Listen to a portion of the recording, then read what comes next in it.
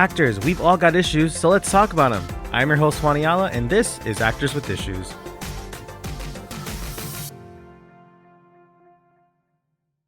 Hello, ladies, gents, and non-binary friends. Welcome to another episode of Actors with Issues, where we talk shop with guests from TV, film, and Broadway, exploring their careers, breaking down industry myths, and what it means to be an actor today.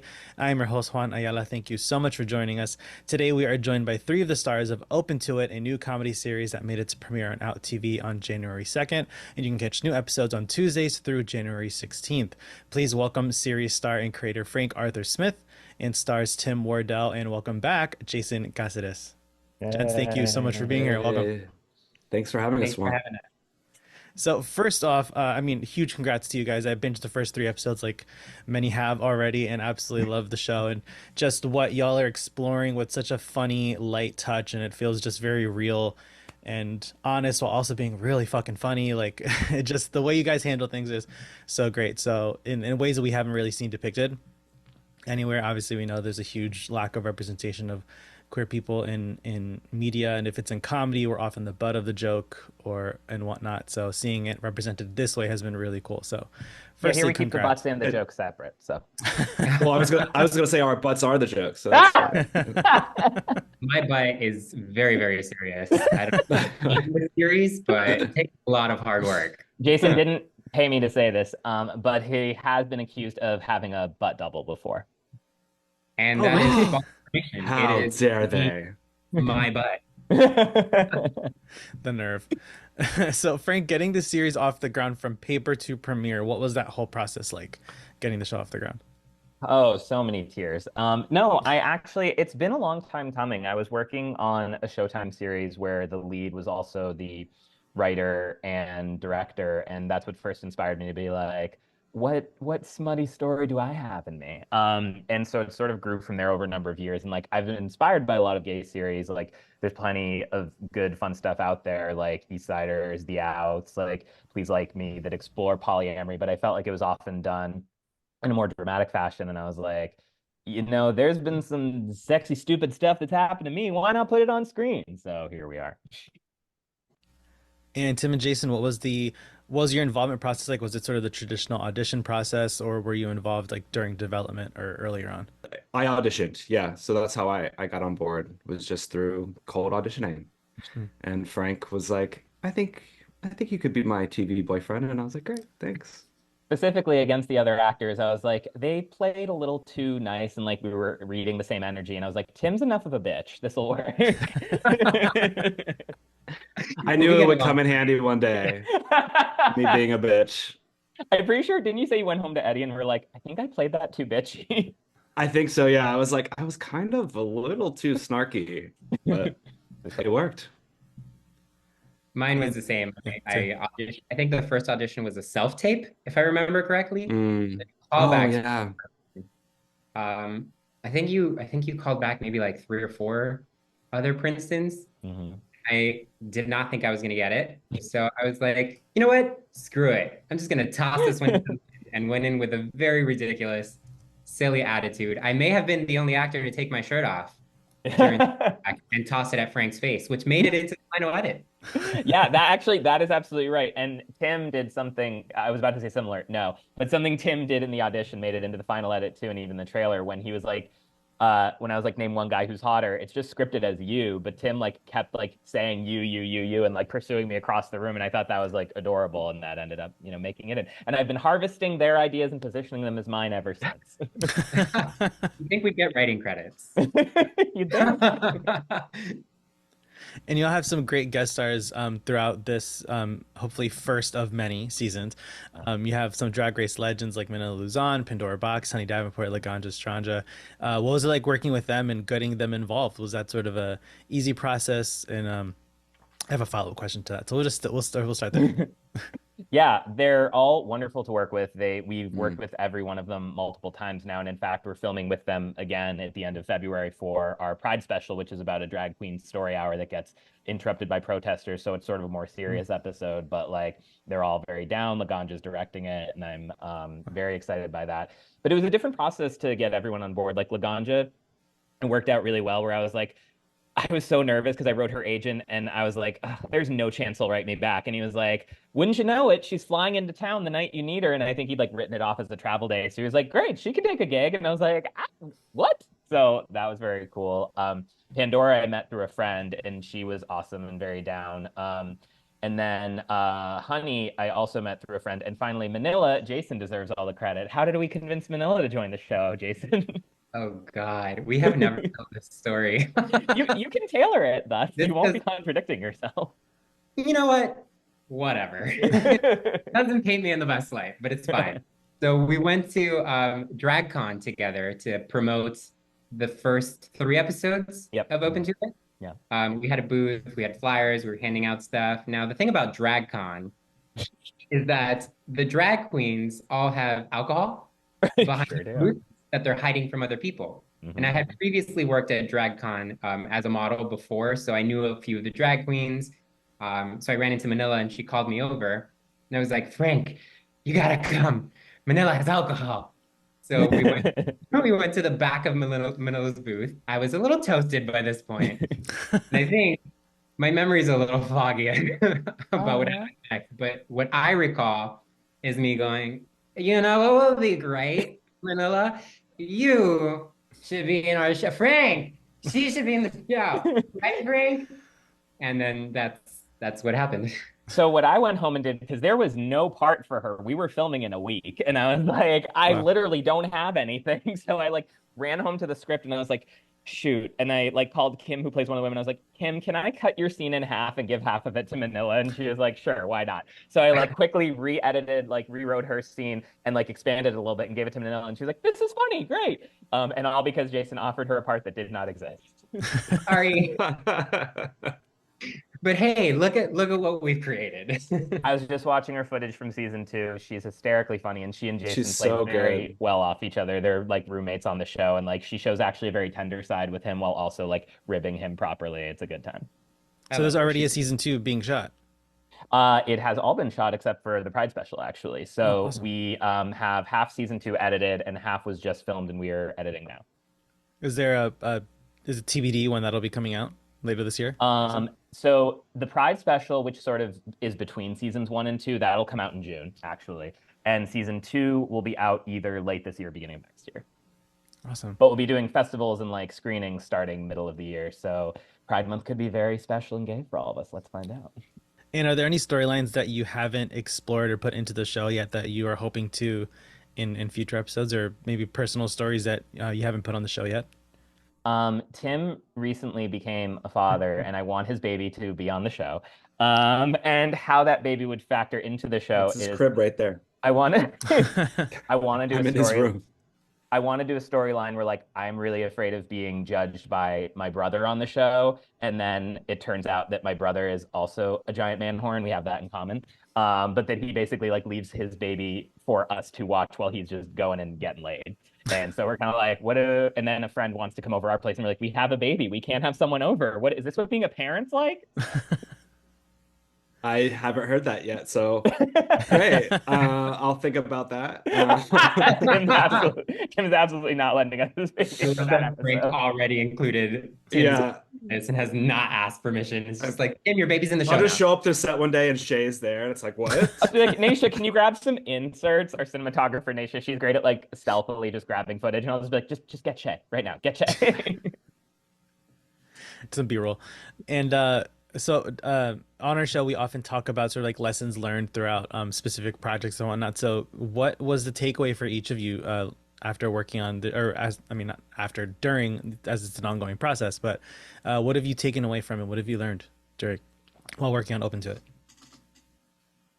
I guess putting my inhibitions aside, as you know, there's lots of sex scenes in the show, and so you kind of, I think it was a good lesson for me to just kind of like just go for it, which I think is also helpful just across the board with acting, like just throw yourself in.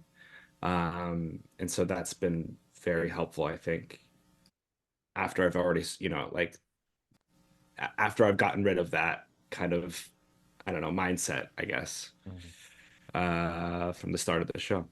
And Jason, what about you? I think mine would be, I think trust as an overarching theme. So trust in my castmates, that everything's gonna be fine. We're all comfortable. We know our lines. We're free to play around. Like it'll be whatever I choose to do in the scene. My castmates will be okay with it because we know it's for the project. Yeah. Yeah. Also trust in the process because sometimes things can be a little chaotic on set, and this is every set, not just specific to Open to It. So sometimes it may seem like things are a little overwhelming or going a little off kilter, but just trust that it'll work out. And trust in the writer that he will write me good lines. And if not, I'm gonna make stuff up You anyway. sure will, and it'll make it in, and everyone will thank me for it. Honestly, one of the things I've learned is something Jason already knew in your last episode, actually, Jason, that I listened to and was very impressed by. Of like, you were talking about being an actor and auditioning, and like I thought about making myself more this or less that, and I realized like I get the parts I'm meant to get. And I think similarly, when I was starting out with this show, I was really nervous about making it something that was like palatable, that like, what do I think people want? What am I trying to make it? Instead of just being like, I'm just making the show I want to make. I'm honoring the voice I want it to have, and people will like it or they won't. And I think I've been fortunate in that people have responded well to it, but also like I think by virtue of making it, I've been able to luckily attract the sort of collaborators and teammates that I wanted. Some really good friendships have arisen actually from making this series, including the two gentlemen who are on with me. And Juan's gonna be a good friend too, I already know. And yeah, I just think like having faith that like you just need to put yourself out into the world and not ask permission, like operating from a place of confidence, not fear. I think that's the simple way of putting it. Yeah. I feel like that's definitely been a huge sort of talking point throughout our show is just learning to not change yourself or try and make yourself what you think casting wants, because sometimes casting doesn't even know what the hell they want when it comes to a show. The show's not made yet, so they don't know the tone. It's all sort of just a big guessing game. You know, people like to think that even just filmmakers in general, sure you have a vision, but you have the budget to execute that vision, so they don't always have, you know, the things that they need, so sort of the actor can go in and sort of solve certain problems like that. Even on established series, like I was working on a Disney Channel show where we did a rehearsal where the lockers were painted orange, and the executive got kind of like very stern about like these lockers cannot be orange. You have to repaint these overnight.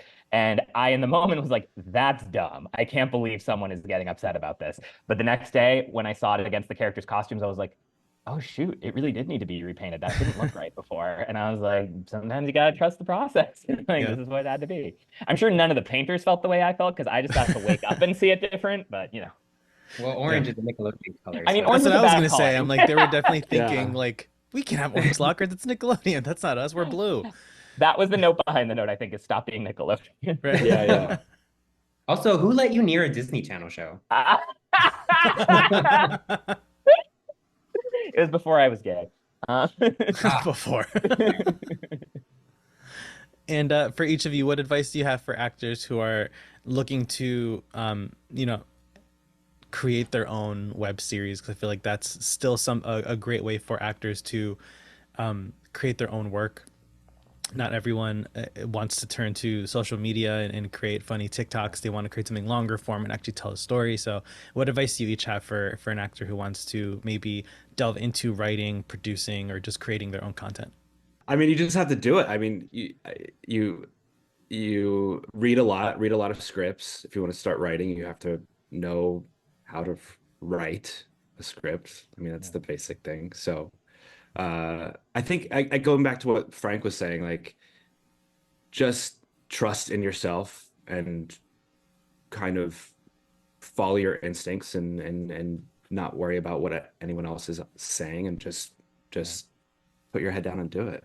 Jason has a saying that has stuck with me. It's really, I think, resonant for anyone trying something out as an artist sometimes when you're taking a risk, taking a swing where he's like, this can be a fishing line. It doesn't have to be the whole meal.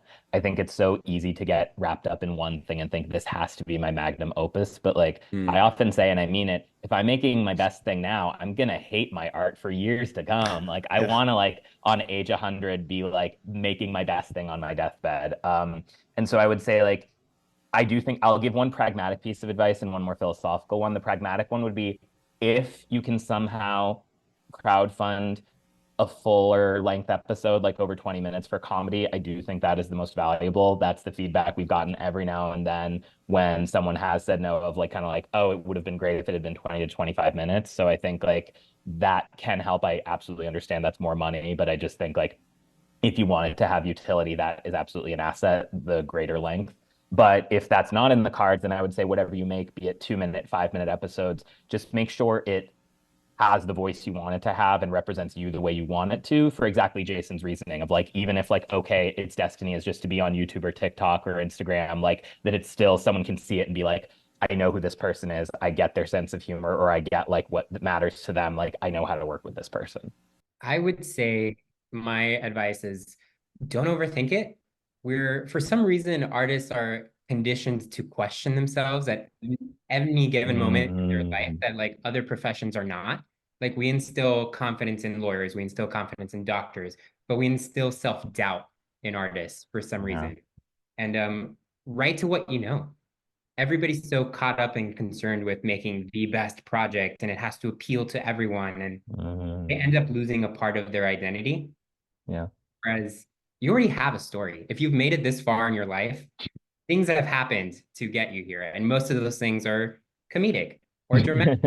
You can make a story out of what you've already lived. And it's so much more efficient to write to your experiences and to what you know. Mhm. Uh, People forget that. They get caught up in this bigger, ethereal, I need to produce an Oscar winning short to get me Yeah. goals. Yeah. That's not necessary, especially if it's your first project. And I would argue that like you don't know most of the people who've won Oscar who with their shorts. And by you, I mean Jason. No, because like, and not because they're not talented, but just because the path is very nebulous to having a sustainable career. And there's no one thing that guarantees success for years to come. It's a lot of things that add up. Yeah, I feel like in terms of like, creating that sort of Oscar winning short film, or even when people like to create videos, it's like no one planned to go viral with that specific Mhm, video. No mhm. one really planned to make the short film to win an Oscar. So I feel like if people get so caught up with that, with the numbers, with the accolades and all of that, it's like just make art to make art, and to tell a story, like we were all saying, to just share that perspective or tell that story, and all of that. I feel like lots of folks get a bit caught up in the numbers and the virality of things. Um, you know, most of the most popular viral videos certainly didn't plan to be that, but they became that just No, because they did. and for like a completely like random, not it's not random at all. It's actually very calculated. But for an example of that, like episode 2, which was on YouTube at one point, like I posted it on my channel and it got like, 13,000 views or something. So like not bad. But then the producers posted it on their channel with like half my followers and got like 435,000 views on it. So like there was really no reason. Like we didn't even write anything particularly different in our descriptions. It just like that one was seen by the right person or the algorithm pushed it the right way. And like it was literally the exact same episode. So you just never know. Yeah, I guess that's just a lesson to kind of just do everything, number one, and just do like stop worrying about is this going to make it to a million views? Is this going to make it to the Oscars? Whatever. Like that's not the point. The point is to make something because you have something to say or you want to get something out there as an artist. So just do it and keep doing it. Surround yourself with like-minded people that support you and eventually something will click, you know? One of my most recent writing jobs was writing on a kids show. Cue Jason again. They let you write for children, but how I got that job was Right out a of my was an animated feature comedy I wrote about my cat and dog growing up. I love my cat and dog. I think they're super cute, but they fought all the time, and that was very amusing to me. And I wrote a whole movie about it and then showed it to an executive who just thought it was really funny and was like, "Hey, do you want to write on this show?" And also, it wasn't that direct even. Like he'd worked at a different company and then he tried to get me on a few shows and it didn't work out. And this was like the third or fourth time that he tried to get me on a show and it worked out this time. So that was also a nonlinear path, but B, like that was just a movie I wrote over the pandemic because I wanted to and was excited to, and it kept me sane in a very dark time. there's a part of the show that we call the good, the bad, and the ugly, where we sort of talk about our favorite parts of the industry, what needs to change, and then what we feel needs to disappear altogether. We'll start with the positive. So, what is each of your? We'll start. We'll go Tim, Jason, and then Frank. So, what is your favorite part of the entertainment industry about being an artist and being in the Mm. industry? I guess I love working with other people. And when you're making anything on film, it's so collaborative and you get so many different types of people from all over with different skill sets coming together to make this one thing, this one vision. And when like, it's a miracle that anything ever gets filmed, like, and anything gets made because there's so many, cooks in the kitchen. And um, yeah, I don't know. I love that being on set, being surrounded by all these people who have this one goal in mind, and yeah, working together to get that done. And Jason. I like the attention. I'm kidding, kind of. Doesn't hurt. It's a Wow, bonus. that was I think my favorite part is the fun we get to have, the imaginative playtime that we get paid to do. Like we get paid to walk into like a set that someone created out of their own imagination, with a character we created out of our own imagination, saying words that a writer wrote out of their own imagination, and hopefully a director who's directing, excluding Frank, something wonderful outside of their own imagination. So it's honestly the coolest job on the planet. And sometimes we lose sight of that, especially if we're like, oh, this is just like a small project, or oh, I'm not getting paid for this, or oh, I'm not where I want to be. You're still working in a creative space and you're doing what you love. Mm.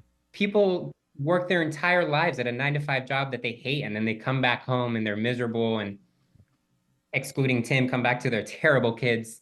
Your son is wonderful. Thank you. And they don't get to experience the joy that we get to experience on a daily basis, including the ups and downs, because I know it's very chaotic and it's this career is a roller coaster. But when it's good, it's really good. Mm.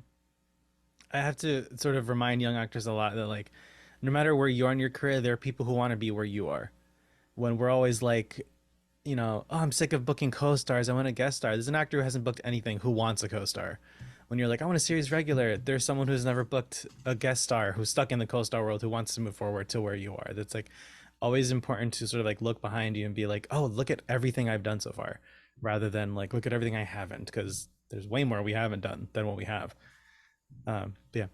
And Frank, Also, it like definitely have to. never it never ends, to your point. Like once you get those few co-stars, or once you get that guest star, then you're like, oh, now I want to be a season regular. Now, so I think it's right. Like you should always kind of take stock and be grateful that, like, oh, look how far I've grown. It's very hard to do that sometimes. Take the wheels off the goalposts, because otherwise you'll Yeah. never be happy. right. It never ends. Um,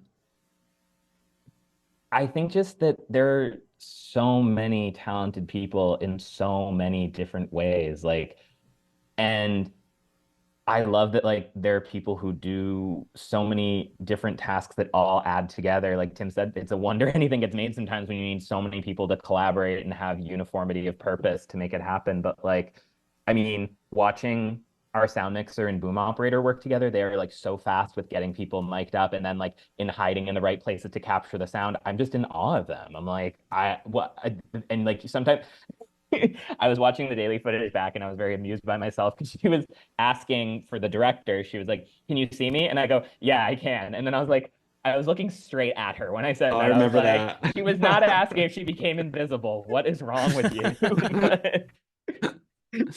um, and just being, yeah, like we've even like participated in like each other's like stand-up nights and talent shows and whatnot. And I love, there's nothing more magical than watching someone be great at what they do. And there is a lot of greatness in this business that we don't always take time to embrace and encourage. So y'all are great. And in terms of sort of turning the table there, in terms of the bad and the ugly, what is something in the entertainment industry that you're just like, why on earth are we still doing this? Why does it still work this way?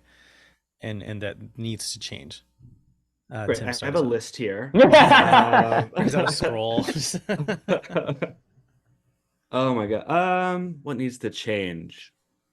I guess I still today see breakdowns or, you know, character descriptions in for auditions. And sometimes they're so, I know you want to get a specific person, but sometimes they're so horrible and like Mm, demeaning. And so I guess that kind of goes to, just stereotyping people, I guess, or I don't know. I still feel like the mm. industry is such like narrow view of what people can do or who people are.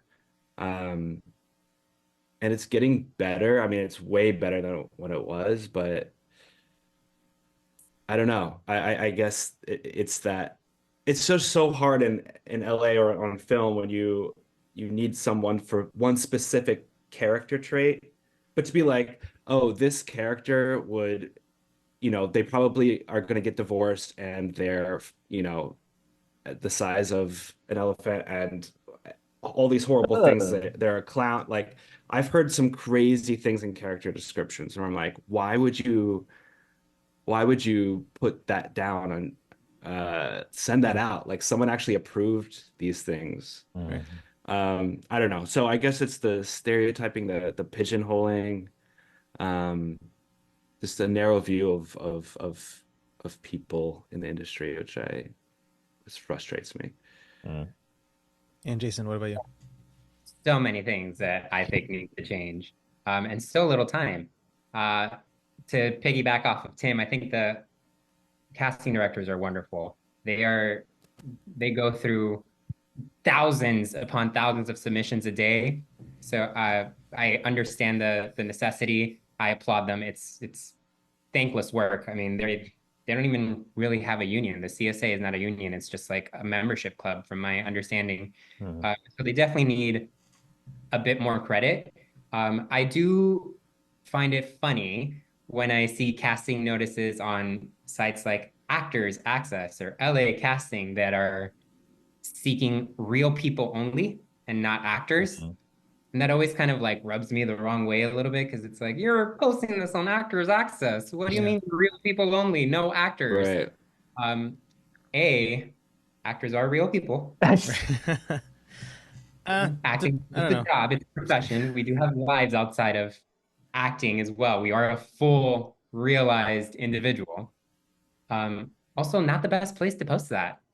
You know, there does need to be more availability of opportunity as well. I understand the need for name actors. It's great marketing. It's easier to get your film sold, but submissions that require name actors only, And you're it's on also Actors Access. on Actors Access. It's like they're not If submitting you're looking themselves, their name. exactly. Name actors are not on Actors Access looking for jobs. It's Right. the rest of Yeah. also it's kind of weird because then you have to like think like, should I submit? Am I a name actor? I don't know if I'm there yet. Like I guess I do have a name. existential Yeah, like exactly. crisis. So just availability of opportunity and the gatekeeping, I think, needs to change a little bit. How are you going to find the best actor if you're putting these qualifications? They need to be a real person or they need to have a name. It's just, it sounds whiny to say unfair, but it's unproductive. I don't think we've hit the moment yet where disability is fully counted as an intersection. We have a lot of deaf people who work on Open to It, both behind and in front of the camera. And I just can't help but notice when I look at, like, first of all, the people that are on TV, but also like grants and other things that they say, like, we love this kind of representation. And then when you see the winners, they don't look like that. So I really want to make sure that access is given to, you know, everybody, honestly. And I have been pleased even in the process here. Like, I've seen a few festivals like be more diligent about having closed captioning, for instance, and having interpreters. So I think in real time we are seeing the change. I'm very grateful for that, but I would love people to increase their awareness even more. And we are coming close to our time, so we're going to go hop into our last segment called "It's Time for Life's Big Questions." So, Jason, this is very important. If you could have any superpower, which would it be? Shape-shifting. Mystique. Come in I'm an handy. actor and I Come in could handy. book any role. I could look like Tim, self-tape or in-person audition? Um, in person, for Frank, sure. what movie I never like, fails to make you laugh? yeah. Jason's face. because you love it. Exactly. Mhm. Because of the expressions he makes. Like he just, yeah, he tickles me. Both of them do. I'm very happy to be friends with them. Frank, don't tell them about our pastimes. No, you turned down that role, remember? Story for another day. We'll do a part two. Jason, in one word, what is your favorite part about acting? Payment. Residuals. I don't know. I panicked. Tim, what's the most spontaneous thing you've ever done? I'm filtering. I went on a trip. A friend called me up last minute and said, "Let's go to Hawaii," and I went like literally in 2 hours and hopped on a plane to Hawaii. Wow, work. Frank, horror movie or rom-com? Horror movie. I really like horror. And there's usually love. It just gets disrupted by zombies. Right. Jason, what TV show or film do you feel is criminally underrated? Open to it. Is Job security. it underrated if it's only been out for 3 days? Yes, it should be. It should be at the apex Everywhere. of everyone's film things. Best show of the year so far. Yes, why don't we have that headline yet? Oh yeah, that's great. I'll write Best it show up. of the Don't year. worry. Actors of the Mitch dropped off before we could hear that. Shoot. I'm gonna Tim, say Vampire Diaries. say again? Vampire Diaries for my real answer. You think that's underrated? Didn't that run Yes. for like 10? We're not gonna get into it. Why isn't it still airing? I can't find it anywhere. My sister said the same thing. She said that show could run forever. I'm like, yeah, but the actors can't look that young forever. They're supposed to be immortal and not age, but they're getting old. Replace the cast. Tim, favorite performance you've seen live? Nathan Lane in Angels in America. Good choice. It was insane. I didn't know someone could act like that on stage. Crazy. Frank, if you could have dinner with any actor, dead or alive, who would it be? Jason Caceres.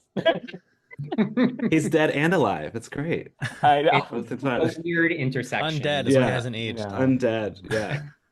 Yeah. Jason, what special skill on your resume would people be surprised to learn about? Pole dancing. I don't know if they'd be surprised anymore. I feel like you've posted about it enough, but if they don't know you, then they don't, Fair. And Fair. Water polo. Varsity water polo player. Really? and for everyone, in 10 words or less, what advice would you give to a young actor? Don't give up. It gets really tough, but don't give up. If you can't see yourself doing anything else, then stick it out. If you can't see yourself doing anything else. I'm an actor. It's a patter song. It's all hyphenated. Just I one didn't go long. to school for math.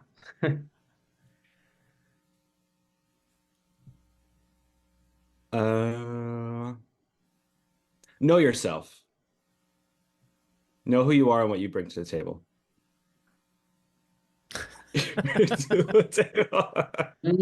You have stories to tell. I was closer. You have stories to tell, and people want to hear them. Love.